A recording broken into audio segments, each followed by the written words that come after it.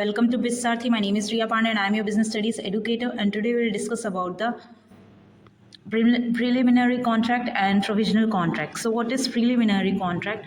Basically, preliminary contract is a contract entered before the formation of a company. Okay, so now company did not came in existence before before the formation of a company or before the incorporation of a company. If the promoter is doing any contract with the third party, that contract is called preliminary contract. Okay, now that contract entered after the formation of the company. If that contract entered after the formation of company, then we call that contract provisional contract. Now the company is incorporated. Okay, now what is provisional contract? Provisional contract is a contract or agreement made after the company is incorporated but before it is entitled to the commencement of business. Now company is incorporated legally, but now it is not, they did not get the certificate of commencement of the business. Okay, so before commencement of the business but after the incorporation of the company, if the company is doing any contract that with the third party, then that contract we call provisional contract. Okay, now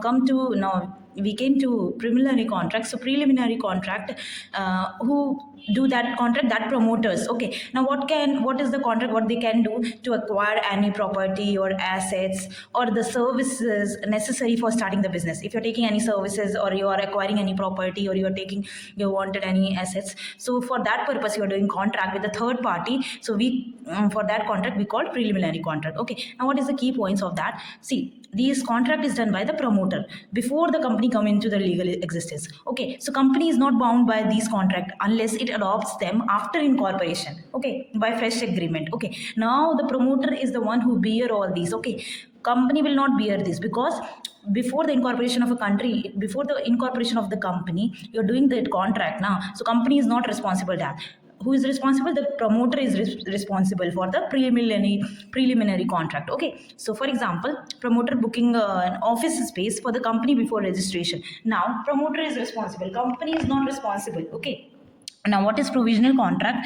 You know that provisional contract is an agreement made after the company is incorporated. Okay, now what are the key points of provisional contract? That, see, becomes binding only after the company receives a certificate of commencement of the business. So if a company fails to get this certificate, the contract becomes void. Okay, for example, and whatever the contract is done after the incorporation of the company, here company is responsible.